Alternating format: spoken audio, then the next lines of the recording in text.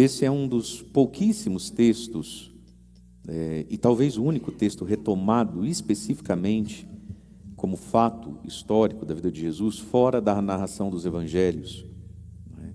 Quando a gente lê Atos dos Apóstolos e a Carta dos Apóstolos, assim, vocês sabem como Jesus curou a tantos, curou a muitos, libertou a vários, né? Tudo no plural. Esse talvez seja o único texto, se não me falha a memória, do Evangelho que é retomado fora do Evangelho. E nós ouvimos aqui a primeira leitura hoje, que foi da segunda carta de São Pedro, onde São Pedro retoma, faz memória desse dia, desse fato, né? Na carta que ouvimos como primeira leitura, narrando a sua lembrança daquilo que ouviu no alto da montanha, da experiência que viveu com Jesus, quando ele diz: caríssimos, não foi seguindo fábulas habilmente inventadas que vos demos a conhecer o poder e a vinda do Senhor Jesus, mas sim por termos sido testemunhas oculares da sua majestade.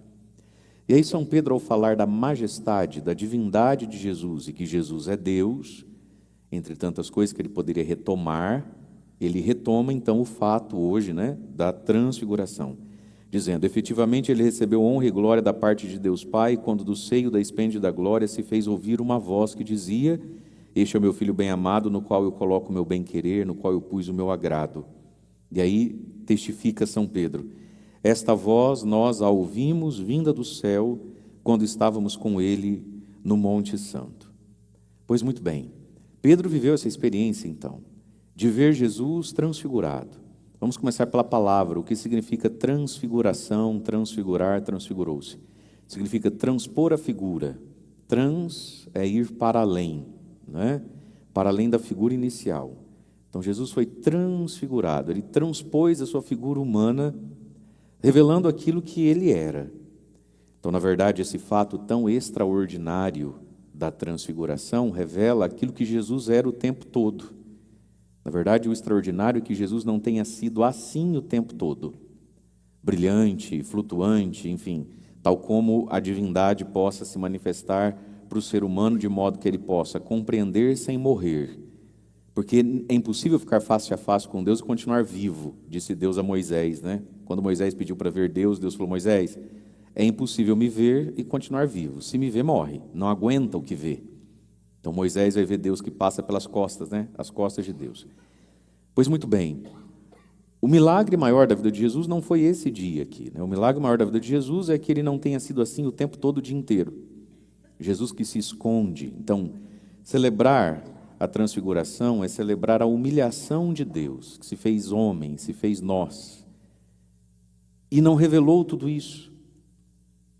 Deus que se humilha, São Paulo vai dizer na sua carta, ele não se apegou ao ser igual a Deus, se humilhou, se rebaixou, se fez em tudo semelhante a nós, com exceção do pecado, para a nossa salvação até a morte e morte de cruz. Então, nós temos aqui a testificação de Pedro, que morreu nu e crucificado de ponta cabeça por causa desse Jesus que ele diz, não é segundo fábulas habilmente inventadas, ou seja, a mente humana, a picaretagem humana, vamos dizer assim, não seria capaz de inventar Jesus para manipular os outros. Talvez você já tenha tido essa dúvida na cabeça, ou convive com quem tenha, ou já ouviu de alguém. Não, esse negócio de Jesus, vai saber, Bíblia é papel, aceita qualquer coisa, né? Vai saber, isso aí foi escrito para oprimir o povo, isso foi escrito para tirar dinheiro dos outros. Talvez você já ouviu isso, já pensou isso, né? De alguém ou de algo. Mas veja, Pedro está retomando, e esse Pedro, seria ele um grande picareta? Ele seria um grande estelionatário? Seria ele assim um grande megalomaníaco? Querendo algo para si, então eu vou inventar algo aqui que faça você dar o seu dinheiro para mim, que faça você viver as minhas neuroses e as minhas projeções. Pedro é um homem nu, crucificado de ponta cabeça, com quase 60 anos de idade, depois de ter sido flagelado. O que esse homem ganha com isso? E ele mesmo está dizendo, irmãos, não foi segundo fábulas habilmente inventadas. Jesus não é uma fábula habilmente inventada. E mente humana nenhuma produziria essa fábula desse jeito aqui. Se Jesus fosse uma produção humana, da sem-vergonhice humana, de uma mente doente que quer se impor aos outros, tirar dinheiro dos outros, Tenhamos a certeza, meus irmãos, que Jesus seria muito diferente do que está escrito, do que está narrado. Se o ser humano, quando ele quer, inventar uma história para roubar algo do outro, para fazer o outro sofrer, ele sempre inventa algo muito histriônico, algo que qualquer pessoa ainda de bom senso, suficientemente humanizada, sente o cheiro de longe que aquilo ali é golpe, que aquilo ali é qualquer coisa de esquisita. As exigências do Evangelho, elas são estranhas demais ao sucesso humano. Por isso que Pedro está dizendo, não foi segundo fábulas habilmente inventadas. Ninguém seria capaz de inventar ou de produzir um Deus que se fez homem assim. Se fosse para fazer esse Deus que se fez homem, ele seria muito diferente disso aqui. Um Deus que perde para a própria criatura, um Deus que precisa apelar conosco, escutai o que ele diz, um Deus que caminha com a nossa teimosia, um Deus que aceita a nossa rebeldia. Se o ser humano quisesse, sempre que quis, inventar um Deus, não foi assim o Deus que ele inventou. E aí Pedro vai dizer, eu estava lá, sou testemunha ocular dessa cena, desse fato. Que, sobretudo, então, para o coração de São Pedro foi muito importante, muito essencial. Veja, ele não diz aqui, não foi segundo fábulas habilmente inventadas, porque, inclusive, eu não tinha pescado nada, e ele apareceu na beira da praia, mandou jogar a rede do outro lado, e aquilo foi muito importante para Pedro. Foi ali que Pedro começou a seguir Jesus. Mas quando São Pedro, já um homem maduro, quer falar de Jesus e testificar Jesus, ele escolhe a cena da transfiguração. Porque na nossa caminhada também é assim, às vezes algumas coisas nos encantam no início. Pedro deixou tudo e foi seguir Jesus por causa de uma pesca milagrosa, de um tanto de peixe que ele nunca tinha visto, onde ele se ajoelha e diz a Jesus, Senhor, Tu és santo, eu sou pecador, afasta-te de mim. E Jesus diz, a partir de hoje você vai pescar homens, e Pedro aceita, acredita, quer e vai. Não é? E depois Pedro foi vendo milagres, foi vendo curas, vivendo experiências, que com certeza foram confirmando no seu coração a sua vocação e a realidade de quem é Jesus. Mas Pedro precisou da transfiguração para nunca mais voltar atrás, porque foi o que ele escolheu para dizer, do porquê é que ele, Pedro, é quem é, faz o que faz, fala o que fala, vive como vive. Quando ele escreve a sua carta, ele vai retomar esse fato. E a transfiguração de Jesus, onde Jesus transpõe a sua figura, revela, São Pedro vai dizer sua majestade, que é um outro jeito de dizer, então, aqui, a sua divindade, o quanto Jesus é superior a essa realidade humana. Ele não é mais um nome, ele não é mais uma opinião, ele não é mais um ponto de vista para eu pôr na balança, ele é a palavra definitiva de Deus. Essa experiência da transfiguração, meus irmãos, precisa acontecer conosco também. Veja, às vezes um milagre, uma graça, uma bênção, vamos lá, aquilo que a gente chama uma coincidência, que naquela coincidência a gente reconhece a mão de Deus agindo em nosso favor, às vezes aquilo nos moveu, nos tirou de nós mesmos, fez a gente deixar o barco e a rede para trás, começar a andar com Jesus. Mas a vocação à santidade, que é a vocação comum a todos nós, todo batizado é destinado a, e vai ser julgado segundo isso, destinado à santidade. E para isso ele encontra, às vezes, uma vocação. Às vezes não, precisa encontrar uma vocação mais específica, porque santidade, em última instância, é amar a Deus sobre todas as coisas. Aí você precisa encontrar, se você vai ver isso amando teu marido, teus filhos, tua esposa, teus netos, com aquele emprego, hoje é quinta-feira, daqui a pouco você começa a trabalhar. É através disso que a gente ama a Deus sobre todas as coisas. Ou as vocações consagradas, a vida religiosa, sacerdócio. Então, vocação, a nossa vocação é a santidade. E santidade é responder a Deus, responder a Cristo Jesus. Responder a Jesus Cristo. E para responder a Jesus Cristo, às vezes a gente faz uma avaliação de si mesmo. Não só se é pecado mesmo, por que não pode? Isso aqui é o início da espiritualidade, da caminhada incipiente de uma pessoa, na qual, tristemente, a grande maioria das pessoas que vêm à igreja com frequência estão estacionadas e nunca vão sair. Pode, não pode, por que não pode, que droga que não pode. É isso. Mas veja, A santidade é amar a Deus. E aí a gente supera a pergunta do pode ou não pode, porque elas são muito óbvias, elas são muito incipientes, elas são muito tabuada do 2. Elas são muito assim, analfabetismo funcional, assim, aprender a assinar o nome, fazer continha, calcular o troco. A santidade e a caminhada com Jesus e o não voltar atrás daquela primeira experiência, igual Pedro, ele tinha tido uma primeira experiência milagrosa, vem de uma pergunta que é: essa pessoa que me chama, vocare, chamado, que me convoca a amar, a perdoar, a dedicar de mim, essa pessoa que me pede isso, ela é digna disso? Ela merece isso? Vale a pena isso? É aqui que está, meus irmãos, a transfiguração de Jesus para nós. Porque para muitas pessoas que viveram milagres, Jesus ainda não foi transfigurado dentro do coração dela. Diante da vida e das exigências, da coerência do Evangelho, a pessoa bate o olho naquilo e fala: Deus vai me perdoar, vixe, ninguém vive isso aí direitinho assim não, e depois a gente só uma abacaxi para a cabeça, a gente fica se envolvendo, a gente só se lasca, não, melhor, fica quieto, faz de conta que você não está sabendo.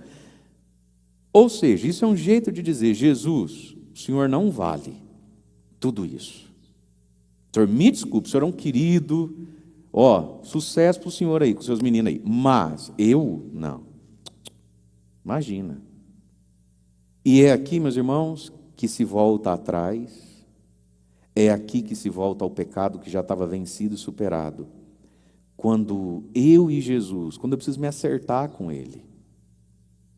No seminário eu aprendi isso uma vez. O finado Padre Laílson me disse assim: Mário, agora que você me contou, que você reclamou, que você falou comigo, agora você vai lá no sacrário e conta para Jesus tudo que você contou para mim. E decide diante dele o que você vai fazer, decide diante dele o que você quer entre você e ele, não é comigo. Não adianta eu achar bonito, achar feio, te dar razão, Isso aí não vai mudar nada. Vai lá e fala para Jesus então que você vai embora hoje. Conta para ele, não conta para mim.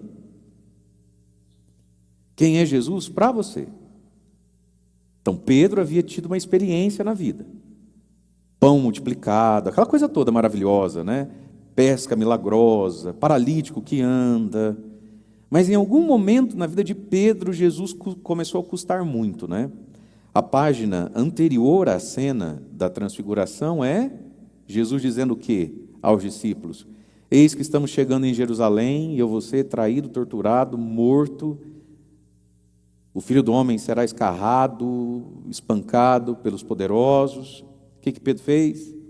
Senhor, Deus te livre de tal coisa. Aí também não, eu não saí de casa para passar por isso. Pedro quis defender Jesus, é óbvio, ele gostava muito, ele amava Jesus, não quer ver Jesus pendurado numa cruz. Mas Pedro também se amava e não era pouco, né? Quando Pedro quis demover da cabeça de Jesus a aceitação de ir para a cruz, Pedro está querendo mudar o destino de Jesus e o destino dele. Porque se você vai para a cruz, Jesus, eu vou para onde? Pera lá um pouquinho então. E aí Jesus repreende Pedro, né? Afasta-te de mim, Satanás, do inferno, capeta. Vai para longe. Você não pensa as coisas de Deus, você pensa as coisas dos homens. E deve ter ficado um climão, né? Porque o Evangelho coloca um silêncio e diz assim: passado alguns dias, não teve milagre, não teve cura e não teve discurso. Passado alguns dias, Jesus tomou consigo Pedro, Tiago e João e os levou ao alto da montanha. Acontece a cena da transfiguração e aí a voz diz: este é o meu filho amado, escuta o que ele diz. Como que dizendo: cala a boca, Pedro. Você vai discutir com o homem? Agora você sabe mais que ele, mas Pedro jurava que sabia até então. Mas por que isso? Porque o milagre que nos moveu, ele é dom de Deus. A pesca milagrosa, ela é dom de Deus para Pedro. Assim como para você e para mim, algumas experiências que a gente teve com Deus são um dom porque tornam as coisas mais claras, evidenciam que não é coincidência, que é verdade sim, eu até senti um arrepio, até não sei o quê, inclusive tal dia, padre, eu não tinha o dinheiro para pagar, e a pessoa me ligou, você acredita que era o valor que eu precisava? Amém, glória a Deus, tudo isso existe, e Deus age assim. Mas, meus irmãos, chega uma hora nessa caminhada, que é entre eu e Ele. Eu escuto ou não escuto o que Ele diz? E aí a pergunta já não é mais, é pecado? Ou nem mesmo, por que é pecado? A pergunta é, esse Jesus vale a minha vida? vale os desaforos que eu tenho que passar por causa dele? Esse Jesus vale a superação desse trauma, desse medo, desse recalque, dessa jacuzice? Esse Jesus vale essa caridade um tanto quanto acima da média, que se eu contar para os outros vão dizer que eu sou bobo ou que eu sou louco? Esse Jesus vale pular assim, no escuro? Ele vale esse salto? Então, vocação à santidade é muito mais do que não faço porque é pecado. Isso é óbvio. Mas é todo um lado positivo da oferta da nossa vida que faz uma pergunta: mas vale a pena? Ele vale a pena? Quem é ele? E aí, se na minha vida eu não tive, e de vez em quando não tenho de novo, um momento onde ele é transfigurado aos olhos do meu coração, da minha razão, do meu espírito, da minha fé, a gente volta atrás. Quando não, fica dentro da igreja, ocupando lugar, desmotivado, cínico, e ainda dizendo para os outros: ai, que exagero, não precisa tudo isso. Não é assim? Vive dentro da igreja e diante de toda e qualquer exigência do evangelho, olha lá para fora e fala: mas a maioria das pessoas não vive assim, então vai lá para fora. Fica aqui dentro. Porque Jesus vale ou não vale? Percebe isso? Quando virou notícia, lá em segundo semestre, final de 2002, que eu iria para o seminário no início de 2003, eu tive um amigo que celebrou isso e falou: cara, que bom que você vai, tua cara isso. Evangélico, de uma igreja chamada Tabernáculo do Senhor, nem sei se existe essa igreja ainda, e se só existe lá. Os bons católicos, você é doido. Se for parente, se fosse meu filho, eu não deixava. Um dia meu pai foi abastecer o carro num lugar, encontrou um conhecido lá, muito da igreja. Verdade, comunidade do Senhor, que meu Deus do céu, já se viu um negócio desse. Na fila da comunhão. Jesus não está transfigurado para a pessoa. Jesus não vale mais do que não mata um roubo. E segundo ele, não faço mal para ninguém. O que a esposa dele diz quando conversa com o padre. Que ela toma remédio para aguentar ele. Então, a transfiguração de Jesus para os apóstolos, para Pedro, foi fundamental. Foi a cena na qual Pedro quis retomar sua fidelidade, sua vocação. E se a gente quiser entender Pedro, a gente precisa entender o alto dessa montanha. Por quê? Porque não foi só Pedro que viu muito peixe na rede. Não foi só Pedro que viu o paralítico que anda. Não foi só Pedro que teve uma sogra, um parente, um amigo, numa visita que Jesus fez a tantas casas, curada, libertada e coisas desse tipo. Mas só isso, meus irmãos, não segura uma vida. Ter vivido um milagre, ter recebido uma rosa no terço das rosas, ter repousado no Espírito, o padre com o Santíssimo no meio daquela multidão, ter voltado e parado bem na minha frente, no meu banco, na hora que cantava o refrão daquela música que a minha avó gostava tanto. Só pode ter sido Deus, né, padre? Claro que foi Deus. Como é que eu ia parar na sua frente na hora que canta o refrão da música que a tua falecida avó gosta? Só Deus mesmo. Mas isso ainda não segura a vocação, a santidade. Não. É quem é Jesus, se ele foi transfigurado diante de mim, para além de um ser humano genial, para além de um Deus poderoso que faz milagres. E Jesus se transfigurou diante deles. Diz aqui a palavra: seu rosto brilhou como o sol, suas roupas ficaram brancas como a luz, tudo isso no alto da montanha. Diz a palavra que Jesus os levou a um lugar à parte sobre uma montanha. Esse lugar à parte, apartar, separar, né? E, meus irmãos, o Senhor se transfigura para nós na oração íntima interior. É dentro do coração que isso acontece. E claro que isso pode acontecer dentro do meu coração dirigindo um carro. Pode ser, Deus é Deus, a gente nunca vai colocar Deus numa caixinha. Mas, grosso modo, isso acontece dentro do nosso coração quando a gente reza. E aqui está a nossa tragédia de pessoas que vêm à igreja, esquece quem não vem. Nós não rezamos, a gente vem à igreja. E claro, tem um lado bonito. 6:30 da manhã, ouvindo um padre, o corpo chega, dói. Você queria mesmo era se esticar num colchão agora. Deus vai saber recompensar o teu sacrifício. Porque sacrifício é uma dimensão da vida espiritual. Aí vem na missa, nem preceito é, não precisa ter vindo. Mas não reza. A verdade é que acabada a missa, até a próxima missa, não vai rezar nada. A pessoa não se aparta com Deus. Jesus se transfigurou quando apartou, levou para um canto. Tem ninguém no alto da montanha, lá nem dá Wi-Fi. Lá não dá Wi-Fi, não tem como rotear a internet, não tem nada lá. É lá que Jesus se transfigura. E aqui está, meus irmãos, às vezes o fracasso da nossa constância, o fracasso da nossa correspondência a Deus vem do fracasso da nossa vida de oração. A gente é o que a gente reza. E a missa é fundamental, mas ela não é tudo. E eu não quero te escandalizar dizendo isso. Vai começar a época. Esse dia eu estava até pensando, né? Lembra do Jardim da Imaculada, que eles vinham todo dia para a missa, os cachorros, né? E aqui nunca mais. Agora eles começam. Oh Deus, passou. Volta aqui comigo, queridos. A missa, ela é fundamental, mas ela não é tudo. Olha que parece heresia, mas não é. Vamos lá. Esse santuário é bonito, sim ou não? Se chover, vai molhar aqui dentro? Não. Por quê? Porque ele tem fundamentos, mas não só o fundamento. Lembra quando ele tinha só os fundamentos? A gente rezou missa aqui com ele só os fundamentos. A parte mais importante desse santuário é qual? Os fundamentos, senão cai na nossa cabeça. Só os fundamentos fazem o santuário? Não. Só os fundamentos não fazem só o santuário. Tua casa, qual é a parte mais importante da tua casa? Os fundamentos. Só os fundamentos fazem a tua casa? Não, a pessoa não vai terminar, não vai pôr parede, não vai pôr telhado, não vai pôr gesso, não vai pôr ar-condicionado, como é que é o resto?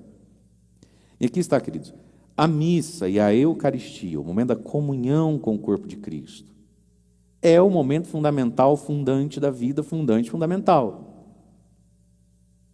Mas você não pensa em pôr o telhado, você não pensa em pôr janela, não precisa ter porta isso aí, não vai ter piso. E aqui entra a nossa oração pessoal, a nossa intimidade, onde é eu e ele. E sem a meditação, sem esse ruminar interior da oração, onde a gente olha para Jesus, onde a gente se põe lá com Jesus, onde a gente se põe lá diante dele, ele não transfigura. E isso só é possível no lugar à parte dentro do nosso coração, que sim, pode ser às vezes dirigindo um carro. Deus é Deus, pode intervir, descer na nossa vida em qualquer lugar, nós não podemos limitar Deus. Mas, grosso modo, meus queridos, isso acontece quando nós mesmos nos apartamos e vamos rezar, olhá-lo de novo. Assim como Pedro e os discípulos tinham olhado para Jesus tantas vezes, até que um dia olharam e viram quem de fato ele é. Ele brilha como o sol, ele flutua. E ao redor dele está Elias, Moisés, toda a antiga aliança, tudo gira em torno dele. Mas se a gente não faz esse silêncio dentro de nós, como ali no final do Evangelho, onde diz assim, quando Jesus os toca, diz, levantai-vos e não tenhais medo. Os discípulos ergueram os olhos, não viram mais ninguém, a não ser somente Jesus. Isso é um momento da nossa vida que precisa acontecer. Não estou vendo nada nem ninguém, a não ser Jesus. Jesus não transfigura. E se Jesus não tivesse se transfigurado para Pedro, aquele homem que tinha vivido a pesca milagrosa, que tinha andado em cima da água 2 capítulos antes, teria voltado atrás diante do chamado de Jesus, em Jerusalém eu vou morrer, quer morrer comigo?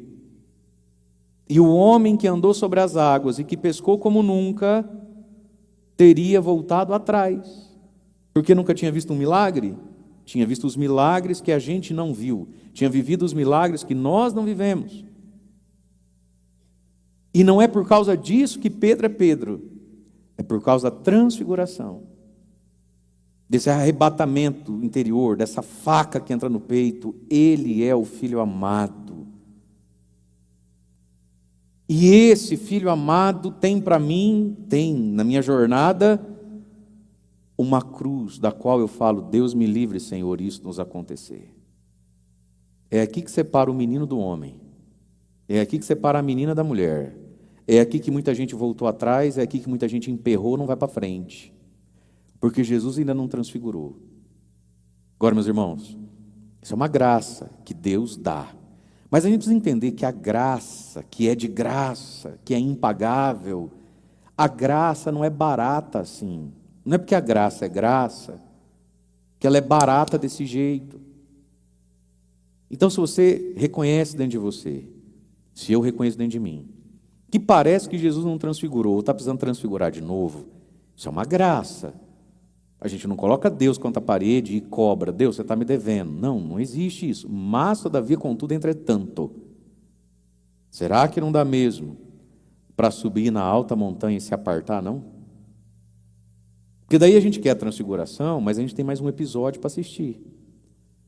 A gente quer a transfiguração, mas eu não consigo ficar sem um chocolate na quaresma de São Miguel. A gente quer a transfiguração, mas se eu acordar cedo, eu fico ruim o dia inteiro. A gente quer a transfiguração, mas eu não sou obrigado também, porque eu não sou tapete dos outros.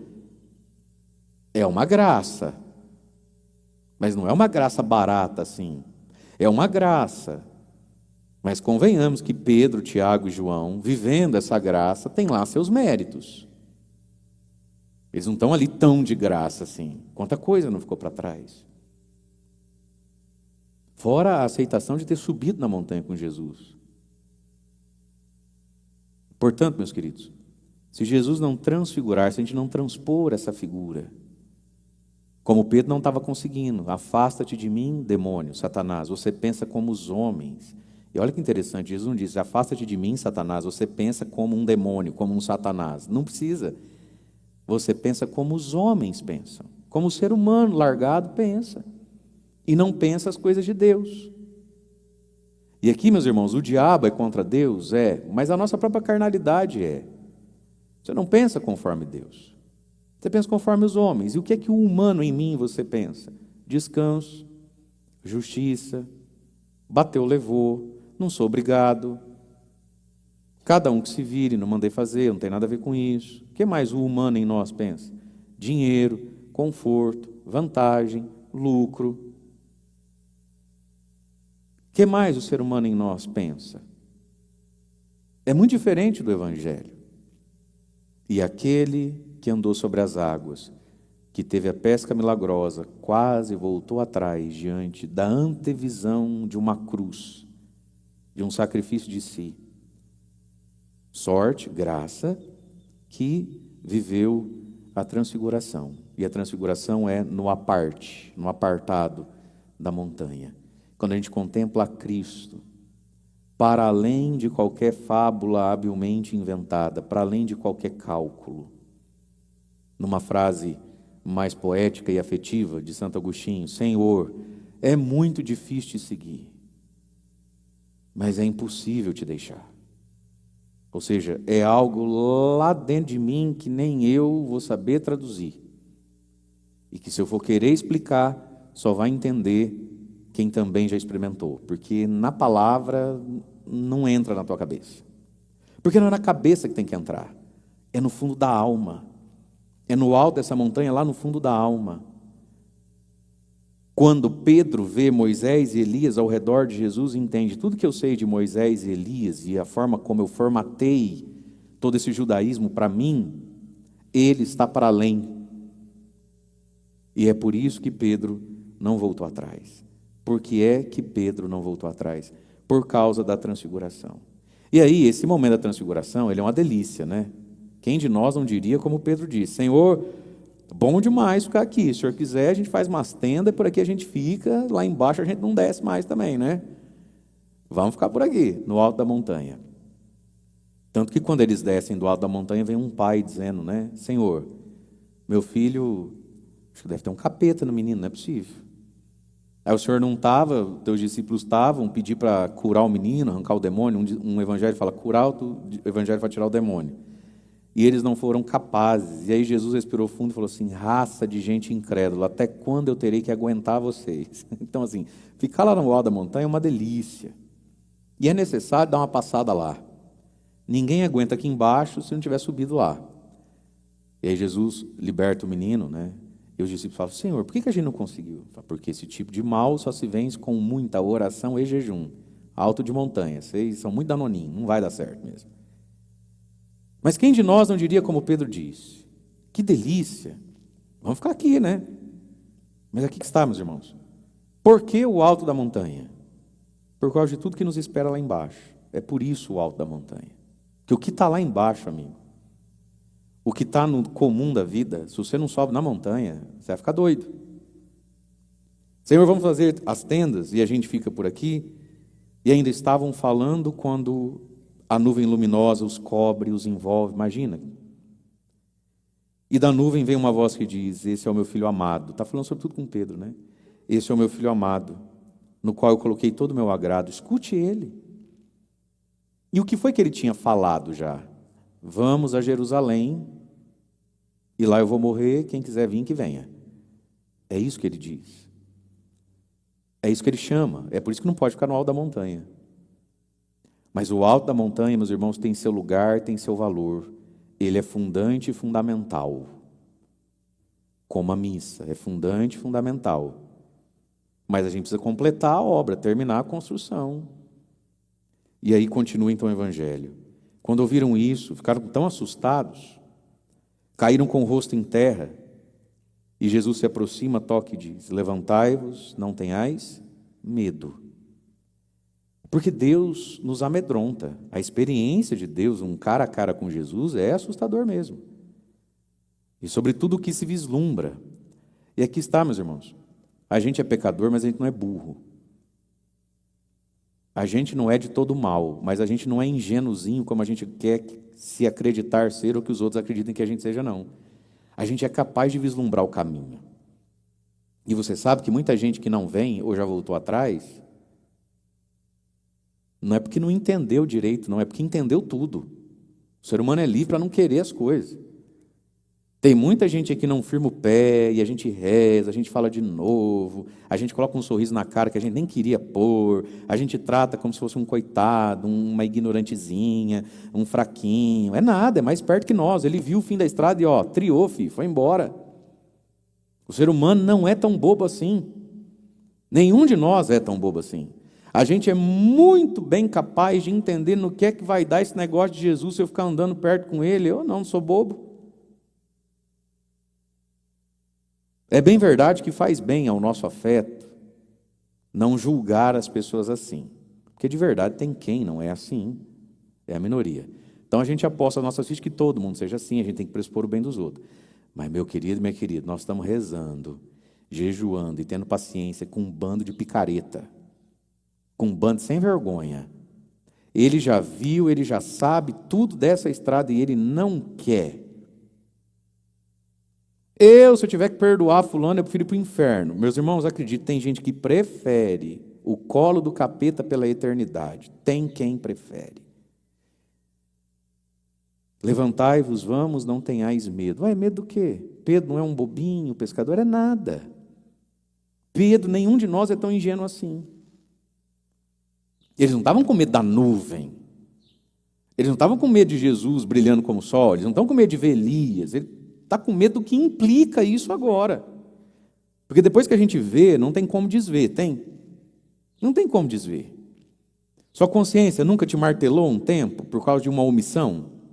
Já pecou por omissão? Fala assim: já, padre. Eu também já pequei por omissão. E aquilo não fica na nossa cabeça? Porque você fala: caramba, por que eu fui ficar sabendo? Agora não tem como saber o que eu sei. Agora não tem como desver o que eu vi. Agora não tem como escutar o que eu escutei. Ai, Jesus, misericórdia. Oh, Senhor, oh, inferno. Por que eu vim, né? Por que eu não fui embora antes, né? É disso que a gente tem medo. Sempre que a gente tem um encontro com Deus, a gente entende 3 coisas em uma só. O que eu tenho que parar, o que eu tenho que melhorar, o que eu tenho que começar. É 3 em 1. Ninguém é tão ingênuo e burro que não perceba isso. Todo mundo pega isso no ar. No que vai dar, se esse pato está certo, onde é que vai parar a minha vida? Deus o livre, eu não, para. E aí, como é que tá? Está gelada? Isso é o ser humano. Ele pega no ar, fareja no ar, fala: não quero. Ai, que medo, né? Vai que dá errado, quem vai cuidar de mim? Quem vai pagar minha... Começam as perguntas do medo. Jesus está dizendo: levantai-vos, não tenhais medo. E Pedro vai experimentar o medo outras vezes ao longo da vida, né? Vai negar Jesus ainda depois dessa. Porque nós somos inacabados, a gente vai sendo feito. Por que é que Pedro não voltou embora?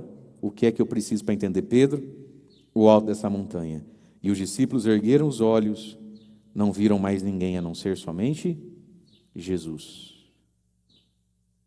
Ver somente Jesus. Tem mais nada ali para ser visto, né? Eu vejo somente Jesus. Ou, em tudo que vejo, eu não deixo de ver Jesus. Conta para ele, explica para ele a sua omissão. Não vem buscar aprovação de padre, de freira, de colega, de amigo, da madrinha da sua filha. Conta para Jesus. É diante desse fato que a gente decide a vida e não volta atrás nem desperdiça os milagres que já viveu. Aí o Evangelho termina dizendo: quando desciam da montanha, Jesus ordenou-lhes, e dessa vez eles foram fiéis, né? Não conteis a ninguém o que aconteceu, essa visão, até que o Filho do Homem tenha ressuscitado dos mortos. Que a ressurreição dos mortos vai ser para todo mundo. Para o grupo apostólico e para aquela primeira comunidade ali no cenáculo, onde Deus aparece para várias pessoas. Não conta antes de eu ter ressuscitado. Porque tem coisa, meu querido, minha querida, que se eu te contar, você não vai entender. Se eu te contar, você não vai acreditar. Se eu te contar, você vai se assustar.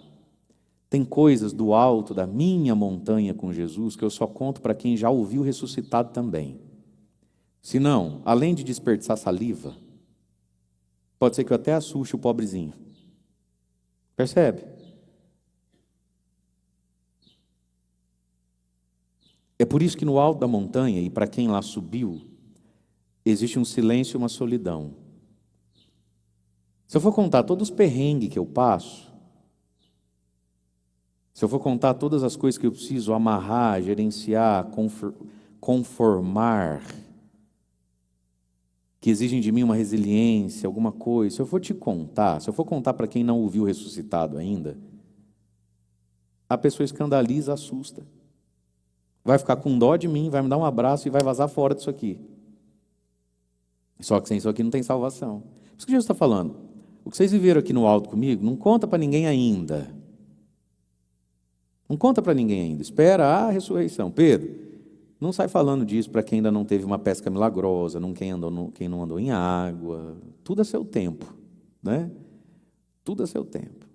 Que é aquela, né? Se eu soubesse antes o que sei agora, teria ido embora antes do final. Então, não precisa contar agora. Não vão nem entender, nem acreditar, vão terminar de assustar. Lá na frente eles podem entender. Portanto, queridos, peçamos hoje ao Senhor a graça da gente se apartar um pouquinho, né? E tendo o fundamento que é a missa, que a gente consiga terminar essa boa obra, colocar os acabamentos do fundamento que a missa é, que é a nossa oração pessoal. Jesus quer e vai se transfigurar aos apartados. Jesus se transfigura aos apartados.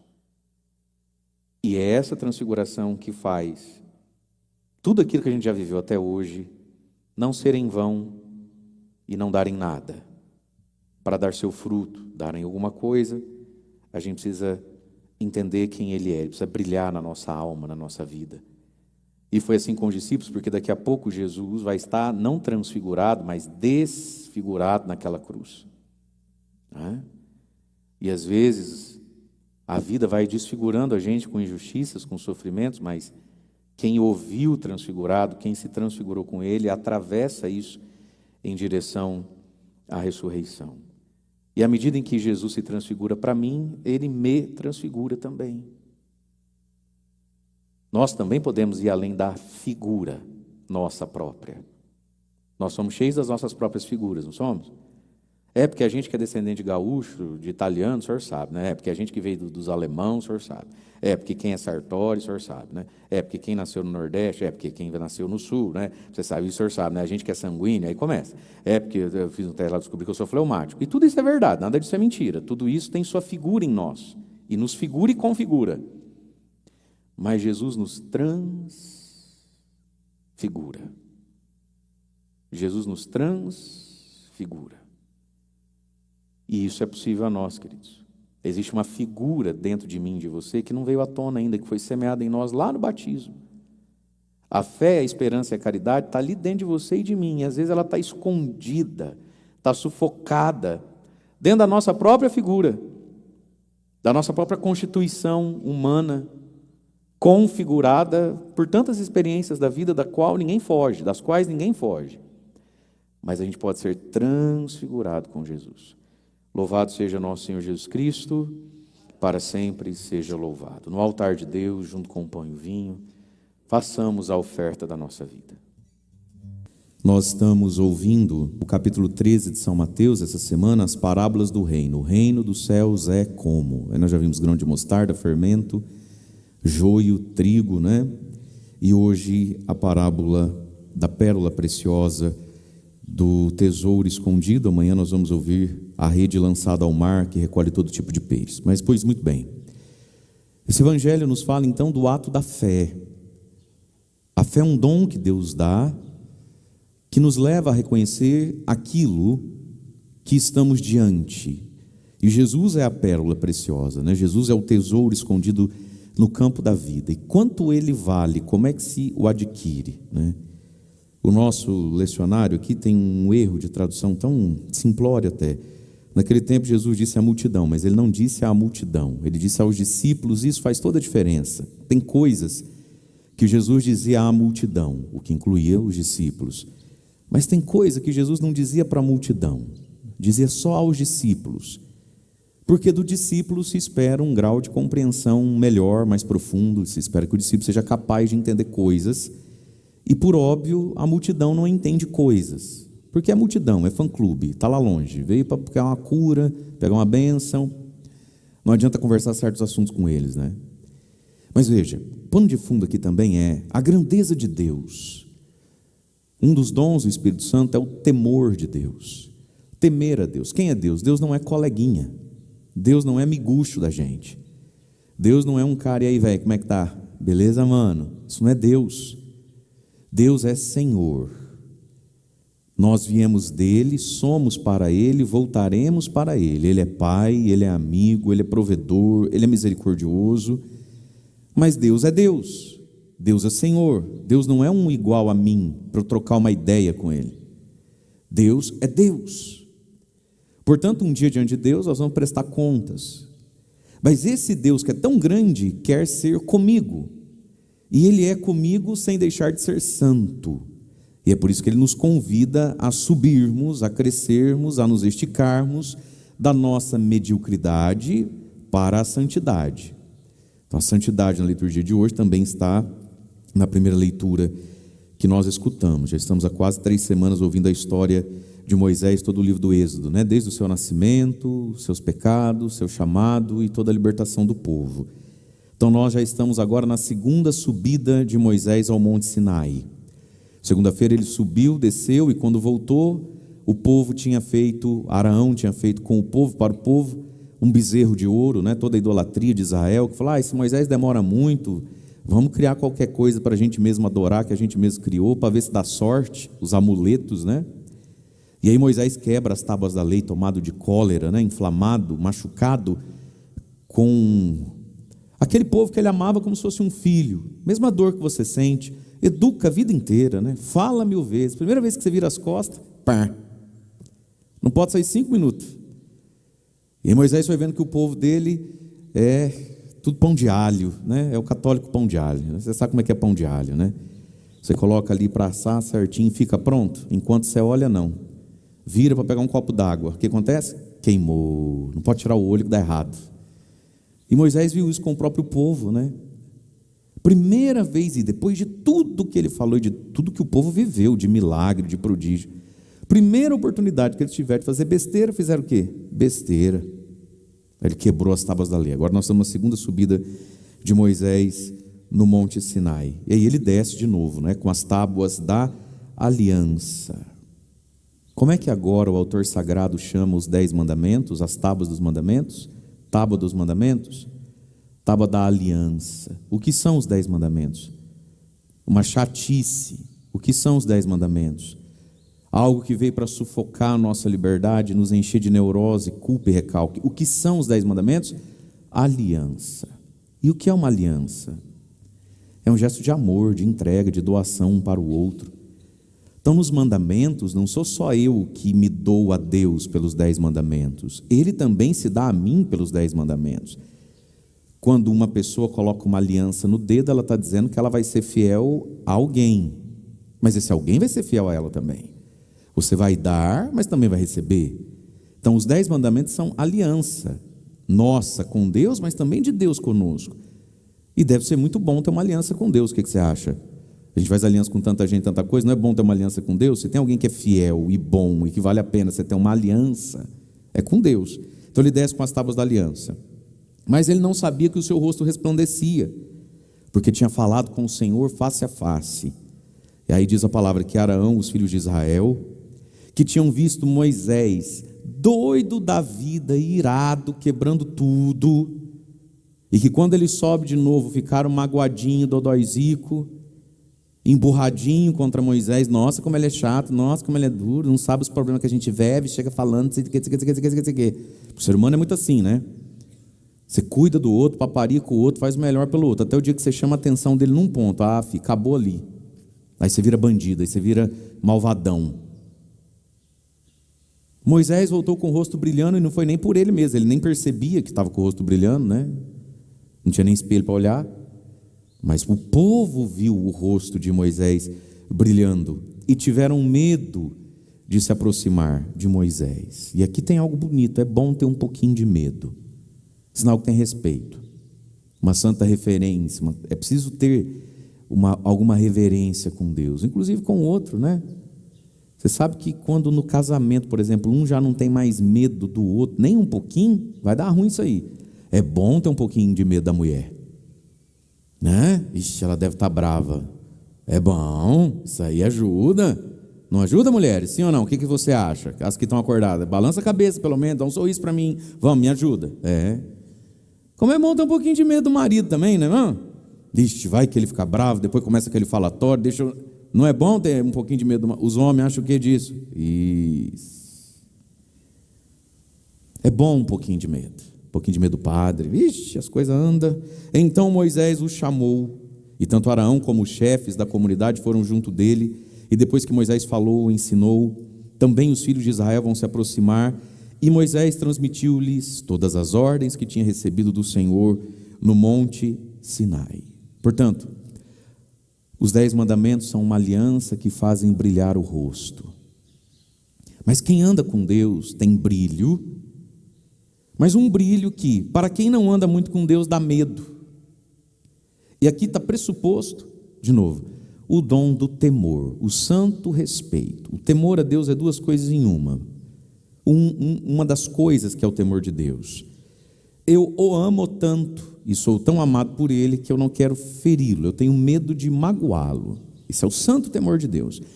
Mas dentro do santo temor de Deus também tem um segundo aspecto: eu o amo, eu sou grato, eu não quero feri-lo, porque também Ele é maior do que eu, Ele é mais forte do que eu, Ele é meu Senhor, Ele é o meu critério, Ele é o meu juiz. Então, o santo temor de Deus não é só um afeto no sentido também de: nossa, Jesus é tão bom comigo, eu não consigo nem ir na missa, porque Jesus vai ficar chateado com você, filho. Deus dá a semana toda, a gente não consegue ir numa missa. Isso é um apelo ao santo temor, e a pessoa pondera: é verdade, Deus me dá tudo, eu não consigo ir numa missa. E sim, ele fica ferido, ele fica lá do céu, ele fica ali na porta, vendo todo mundo chegar, só você que não veio. Ele falou: ele não vai vir. Machuca o coração de Deus. Mas é bom saber que esse Deus que eu machuco, então cuti-cuti, ele ficou dói comigo. Esse Deus é Deus, Ele é Senhor, e um dia diante dele a gente põe pingo no i. E se é bom ter aliança com Deus, de algum modo a gente deveria pensar que não é bom ter muita dívida com Ele, porque Ele é Senhor. E aí então Moisés transmite todas as ordens ao povo, e aí Moisés então percebe que ele tem algo nele agora, né, que ele nem imaginou que tinha, que era a unção, a presença de Deus. E aí Moisés então cobre o rosto com o véu. E todas as vezes a palavra que Moisés se apresentava ao Senhor para falar com o Senhor, retirava o véu até a hora de sair. Depois saía, dizia aos filhos de Israel o que tinha sido ordenado pelo Senhor, se cobria com véu. E eles viam a pele do rosto de Moisés resplandecer, mas ele cobria o rosto para falar com o Senhor. Então veja a intimidade de Moisés com Deus, né? E aí Moisés não faz da sua intimidade com Deus um espetáculo, faz um serviço. A sua intimidade com Deus é com Deus e para o bem do povo, e não para ele virar o príncipezinho do povo. Então ele cobre o rosto. Moisés não é um produto na prateleira para as pessoas ficarem curiosando Moisés. Moisés se esconde. Moisés não faz questão nenhuma de ter um rosto que brilha. Só que o rosto dele brilha.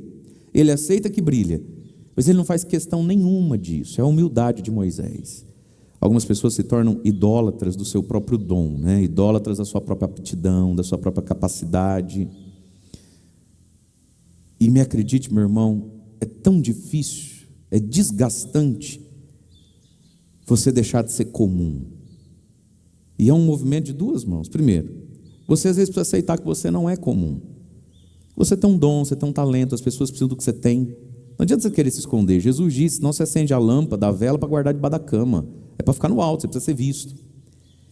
Mas isso para ser saudável, isso para não perder o próprio Moisés, o Moisés não pode ter apego nisso, ele não pode ter zelo disso. Então Moisés nunca mais se negou a subir na montanha, falar com Deus, para depois instruir o povo. Ele entende que é ele que tem que fazer isso, que é ele que foi chamado para isso, que é ele que sabe fazer isso, e está disponível ao povo. Mas ele não tem prazer nenhum em ser paparicado, de ser o diferentinho. Ele por ele seria mais um na multidão. Então ele está pronto. Quem não faz questão nenhuma de ser especial, está pronto para ser especial. Só que isso é fino no nosso coração. E aí nós estamos ouvindo uma leitura falando sobre um homem que sobe montanha e volta, estou com o rosto brilhando. O máximo que talvez a tua cabeça, numa hora dessa da madrugada, consegue depreender do argumento: ele deve estar falando de padre ungido, freira santa. Não, eu estou falando do seu bolo de fubá. Eu estou falando do seu salpicão, quando a família toda reúne. Só você sabe fazer aquele salpicão. A senhora que tem que fazer o salpicão, não é a tia fulana. Toma posse que o seu é o melhor que o dos outros. E faça, e doe. Mas esse bolo, esse salpicão, esse churrasco que só o Senhor sabe fazer aquela carne daquele jeitinho, doe, esteja pronto para fazer, mas não faça muita questão e não tenha apego nenhum de você ser o melhor churrasqueiro da família, a melhor salpicãozeira da família, porque senão você até faz o melhor, mas lá dentro de você fica orgulhoso, vaidoso e se perde. Então a gente tem que ser disponível. Moisés se tornou um homem disponível. Deus deu a ele um chamado, uma coisa: eis-me aqui, está aqui, eu não vou negar para os outros, não vou me fazer de charminho nem de dodói. Mas ele não era apegado de modo nenhum nisso aqui. Terminou a utilidade dele, ele não tinha problema nenhum de ficar quieto, escondido, sentado num canto. É o serviço, né? E aí veio o refrão do Salmo, que nos ajuda a entender a realidade e a pedagogia da santidade. Santo é o Senhor nosso Deus. E aí ele merece ser exaltado, louvado e glorificado. E aí nós temos o Evangelho, então, onde Jesus está explicando para nós o que é o reino dos céus, o Evangelho, os seus valores, a igreja no mundo. E ele já falou de coisas muito simples. É como grãozinho de mostarda, é como um pouquinho de fermento, convive com o mal, joio e trigo. Mas agora Jesus eleva o reino dos céus, e isso combina com a primeira leitura combina com isso, né? Quando ele vai dizer, depois que ele falou de fermento, qualquer pobre compra fermento. Depois que ele fala que o reino do céu é um grão de mostarda, a pessoa mais simples do mundo tem dinheiro de comprar um pacotinho de grão de mostarda em qualquer casa agrícola e plantar mostarda. Não tem nada demais aí. Agora Jesus eleva então esse reino, que é tão simples, é para todos, é para o mais pobre, é para o mais pecador, que está no meio de nós. É simples, é cotidiano, mas não é vulgar, é santo, porque a gente se acostuma com as coisas santas. Você reparou isso? Como a gente se acostuma com as coisas santas, né? E muita coisa na vida é assim. No início a gente tem um zelo, a gente tem um cuidado com aquilo, né? Depois a gente vai acostumando, vai ficando de qualquer jeito. Lembra quando vocês casaram, como que era o começo? Não tinha um respeito, não tinha um zelo. Agora não corta mais cabelo, não faz unha, dorme com camiseta de vereador. Verdade, não é? Certas coisas que o corpo precisa eliminar, é na sala, é na frente dos outros, é uma coisa assim, é terrível, vai ficando uma vulgaridade aquilo. Ô filho, é sua esposa, minha senhora, seu marido, casamento, matrimônio, não é porque passou sei lá quantos anos que pode virar essa carcaça aí, pode virar essa coisa, sabe, relapsa de qualquer jeito, e ainda quer exigir amor, né? Você não me ama? Eu te amo, meu anjo, mas chupa uma balinha, escova os dentes, pelo amor de Deus, vai no dentista, tem um defunto na tua boca, vai fechar essa obturação, sabe? Eu te amo, mas, né? Tempos atrás não falava para mim, pá, não sei se eu fiz errado, eu dei uma cobrada na minha mulher, a gente sabe que a gente não pode ficar exigindo muito, né? O amor é maior que tudo, mas, você me falou, amor, eu te amo, mas, e aquela camisola? Faz tanto tempo que você não usa, eu só dou uma ponta, a camisa polo, que isso? A mulher querendo dormir de camisa polo, gente. Porque já embola a roupa do homem com a da mulher, ela já bota uma camisa polo com um shortão enquanto vai fritando, mas é seu marido, né? A gente perde a sacralidade das coisas. Mas eu rezo isso todo dia, está calor, não é o caso hoje, né? Mas está calor, daqui a pouco vem o padre, não usa mais casula, só aquelas estolinhas de crochê. Eu tenho um pavor, você quer me ofender, me dá uma estola de crochê, não faça isso. Aquela que o bico faz assim depois, ele desgranha para os lados. Meu Deus do céu. Não é porque todo dia, filho, diferentemente por óbvio, de que às vezes quem está numa região, entra no barco, entra numa caminhonete, anda 80 km na terra, você é inteligente para não fazer inferno, né? Eu acho que sim. Mas você está entendendo a sacralidade das coisas? E a sacralidade do reino das coisas, nem sempre ela é fácil. Hoje eu estou cheio de pano, mas está frio. E quando é novembro, e uma hora dessa já está 31 graus no Piquiri, como é que faz? Fica tudo suave. Mas é a sacralidade da coisa, é uma missa. Acorda, filho. Então hoje Jesus conta uma parábola que eleva esse negócio de fermento, mostardinha, joio e trigo, para não virar bagunçado também, entendeu? O reino dos céus é Cristo, é a sua igreja, é a sua presença no mundo, é o seu convite a nós, é a descoberta do que Ele pensa, do que Ele quer, é como isso. Aí ele diz então, como tesouro escondido no campo. O campo por si só não vale muita coisa, mas como agora ele tem um tesouro, aquela terra nem valia tanta coisa. Agora, como descobriu que tem petróleo, que tem certos minerais, agora subiu de preço por aquele pouquinho de coisa que está no meio. O reino dos céus é como um tesouro escondido no campo. O campo é a nossa vida, é o nosso dia a dia. E o que pela fé a gente descobre na nossa vida, tal como ela é? Um tesouro, e esse tesouro é Jesus, é a igreja, é a Eucaristia, é o Evangelho, é a palavra, são as virtudes. O tesouro é aquilo que me é possível, e eu nem sabia, estava morto dentro de mim, mas foi convidado a vir para fora agora. Isso é tesouro que está no campo. Um homem encontra, meio que sem querer, subentende aqui, o sujeito nem estava procurando, às vezes a vida é que nos chacoalha e a gente acorda sem querer acordar. Um homem encontra. O que ele faz? Agora vem a pedagogia do como é que compra o tesouro. Primeira coisa, o mantém escondido, não sai contando para todo mundo. Primeira coisa, esconder um pouquinho o tesouro. A gente sai cantando vitória muito antes da hora, né?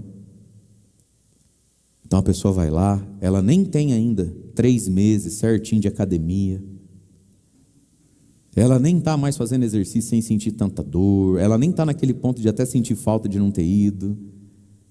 Ela foi uma semana, ou nem isso, e já sai Instagram afora, story afora, com foto do tênis, das roupas que compra. E é caro essas coisas, vai atrás de comprar para você ver, é caro.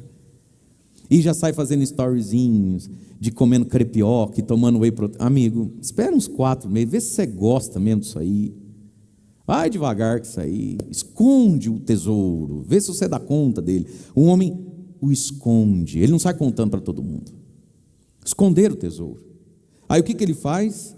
Cheio de tristeza, que droga, tem que ir na igreja também, que não vai na missa. Cheio de tristeza, de raiva, porque agora a gente é de Deus, também não pode mais nada.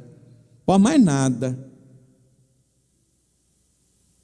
Cheio de alegria. Vai e vende os seus males, os seus bens. O reino de Deus não se compra com pecado, se compra com os bens. Ninguém vai comprar Jesus, aspas, no comprar Jesus, você está entendendo, né? Ninguém vai comprar o reino com os males. Aí eu trago cachaça, adultério, devassidão. Não, filho. O reino de Deus para os discípulos não custa mais os pecados. Isso aí está subentendido que já foi superado, né? O reino de Deus custa os bens. Cheio de alegria, ele vai e vende os seus bens, coisas boas. É direito ter, não é pecado ter, e ninguém vai te tirar a força.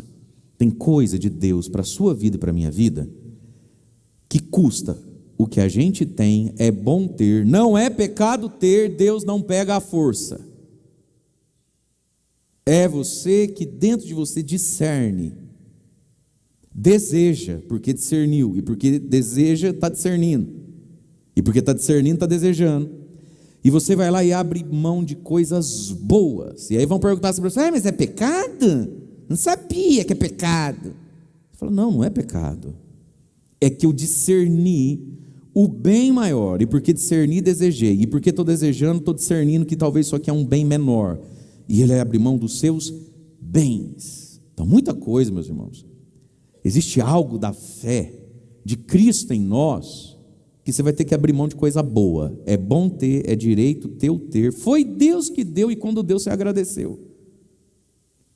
Mas agora ele passa e pede isso, entende? Ué, agora são 6h37 da manhã, está frio, é o melhor sono que tem, é esse, sabe? Você não tem a dúvida, é verdade ou não é, gente? O melhor sono que tem é esse. Quantas pessoas pedem a Deus a graça de ter sono e não tem sono? Verdade ou não é? Dormir é uma graça, gente. Tanto que a Bíblia vai dizer que o sono é coisa dos justos, da pessoa que está em paz com Deus. Dormir é bênção. Na missa nem tanto, era bom ficar acordado, mas é muito bom dormir, muito bom dormir. E talvez, por muito tempo, você nem dormia direito, Jesus curou, agora nem toma remédio, só toma lá 2 gotinhas, já dorme, pacote, parece um urso, jogado, hibernado. Aí você começa a Deus te convidar para rezar mais.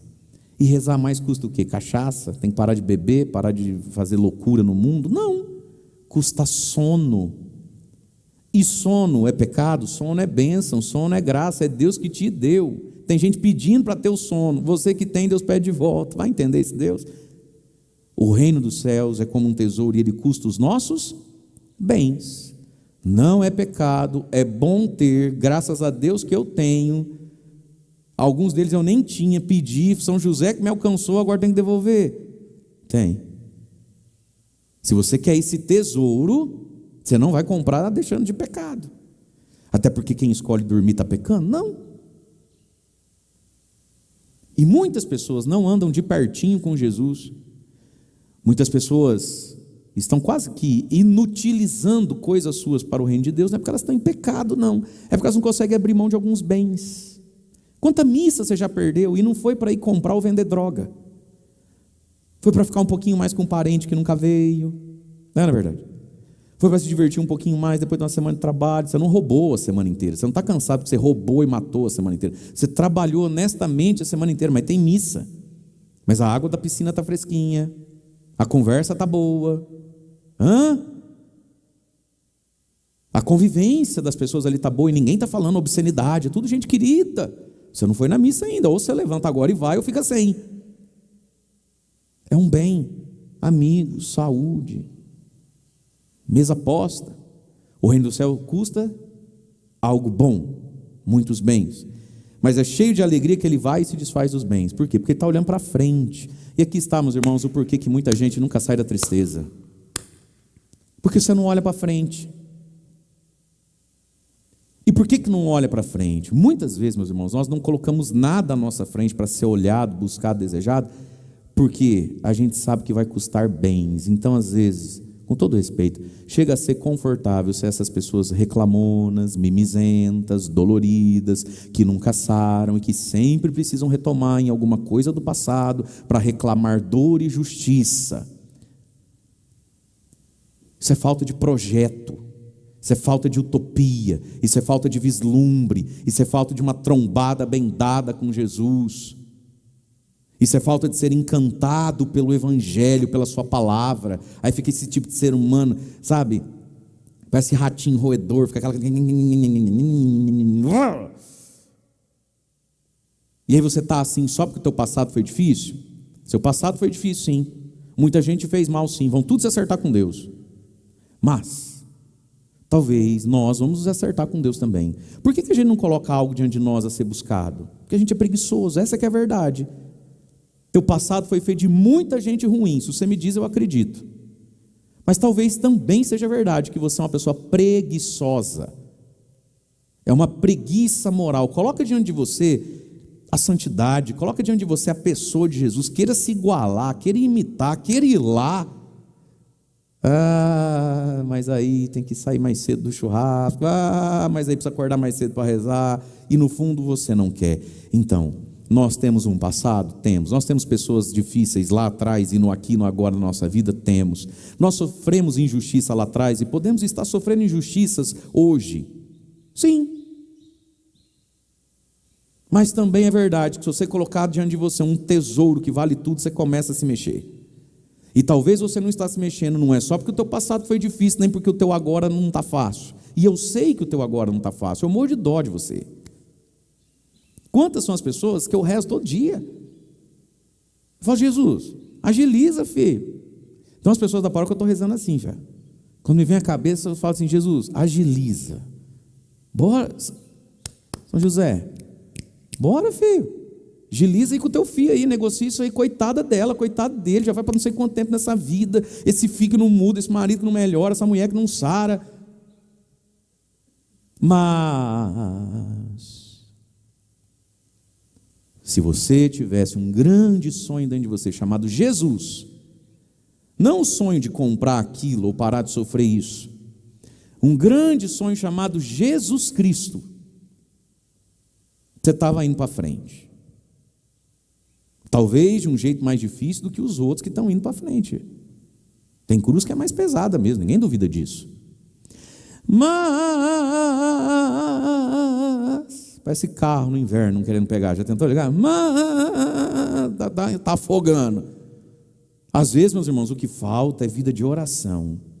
Mas não é a vida de oração que fica pedindo. É a vida de oração que enxerga Jesus e olha para Jesus e fala, raça negra, me empresta o refrão. Me leva junto com você, me leva junto com você. E você quer ir com Jesus, para onde? Para a santidade, para as bem-aventuranças. E aí isso é mais forte que passado e presente. E sim, eles influenciam, eles condicionam, mas eles não determinam a vida. Bate no peito comigo e fala, meu Deus do céu, ainda bem que eu acordei hoje. Pai das misericórdias. Bate, fala, ainda bem que eu acordei hoje. E compra o campo. Mas ele queria o campo? Ele queria o tesouro. Tesouro, lembra da dona Florinda? Entendeu? A senhora queria o campo, a senhora queria o seu marido. E levou junto o campo. Sogra, cunhada, certo? Você levou outras coisas junto aí. A gente tem que comprar o campo. Quer o tesouro? Compra o campo. Eu quis rezar a missa, gente, olha. Junto eu levei bispo, diocese, paróquia, obediência. Vixe, Maria, é igual comprar carro. Você olha o carro, ai que nossa, meu sonho era ter um desse. Vai, PVA, seguro, bebe mais que os outros. Só o pneu custa um Uno, mas você não queria desse tamanho? Agora reza para não entortar essa roda, porque se entortar, é o custo.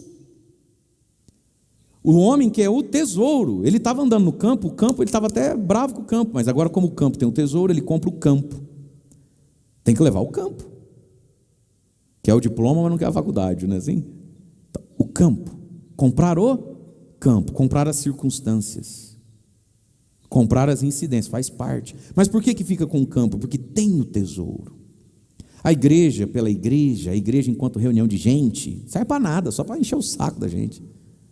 Mas ela contém Jesus, contém minha salvação. Percebe? Missa por missa, por aí é só 1 hora do seu tempo, por acá é 1h35. Mas essa 1 hora lá, 1h35 aqui, contém Eucaristia, contém palavra. Então ele compra o campo, porque o campo contém. O reino dos céus também é como um comprador. Esse aqui já não foi muito na casa, ele queria achar, né? Aí mais dá um que busca. O comprador que procura pérolas preciosas. Esse tipo de gente já tem discernimento na vida. Eu procuro algo precioso, então eu já sei o que não é precioso, eu já sei desviar, eu já sei não me iludir. procura pérolas preciosas. E quando encontra a pérola, a mesma coisa. O que faz? Vende os bens. Vende bens, não vende males. Vai, vende, se desfaz e compra aquela pérola. Essa parábola, meus irmãos, está nos preparando. Daqui um pouco, daqui uns dias, no Evangelho de São Mateus, nós vamos encontrar alguém que encontrou e não se alegrou porque faltou fé. Encontrou, não se alegrou, se entristeceu, que é o jovem rico. Ele encontra a pérola se anuncia para ele. Jesus diz: você quer ser perfeito, né? Ele está procurando. Então vai e vende os seus bens, eu sou o que você procura, e vem andar comigo. Só que para andar comigo não dá para cuidar desse tanto de coisa. Entrega para alguém e vem andar comigo. E aí diz o Evangelho: e ele, porque era muito rico, cheio de bens, se entristeceu, foi embora muito triste, porque faltou a fé. Porque faltou a fé. E Jesus, meus irmãos, é a pérola, é o tesouro. Felizes somos nós e felizes são todos os que o encontraram. E peçamos hoje a São José que torne possíveis as coisas impossíveis. E uma das coisas que às vezes nos parece impossível é se desfazer dos bens. Nós somos muito apegados, né? Nós somos muito grudados em coisas boas, que por óbvio foi Deus que deu. São José viveu isso na vida dele, né? Ele não quis fugir por um tempo. Diz lá que ele não estava muito afim da história, não. Por quê? Porque São José falou assim: eu ser esposo dela? Não, imagina, casar nunca. Casar é atrás de vida, filho. Eu vou ficar sem morder minhas menininhas? Não, eu vou ficar sem meu futebol. São José não quis fugir do casamento porque ele era um mundano, um vulgar, um homem que estava aí tacando fogo no mundo. Pelo contrário, né? Mas São José tinha seus sonhos, seus projetos. Quer dizer, ele estava rezando a vida toda, né? Para algo acontecer. São José tinha suas aptidões e Deus atravessou a vida dele. No campo da vida de São José, ele encontrou uma pérola preciosa. São José nunca duvidou de Nossa Senhora, da sua honestidade, mas ele simplesmente entendeu: ela é uma pérola preciosa, ela é diferente das outras mulheres. E o menino que vem, vai ser palmeirensezinho, normal, isso aí está tudo certo, mas esse menino é diferente demais. E ele teve medo, ele se apegou nos sonhos que tinha, se apegou talvez na sua autoimagem, teve medo de passar vergonha. Cada um de nós sabe em qual bem se apega. São José por um tempo viveu essa peneira, essa porta estreita, esse funil, e passou, graças a Deus, né? Acordou e fez como o anjo do Senhor tinha mandado fazer. O que significa isso na prática? Se desfez dos seus bens, de um projeto de vida bonito, justo, louvável, que tantos homens viviam igual ou pediam para viver, mas não era para José aquilo que ele tanto queria, apesar de ser muito bom. E ele abriu mão disso. Na vida de São José foi possível comprar o campo, comprar a pérola.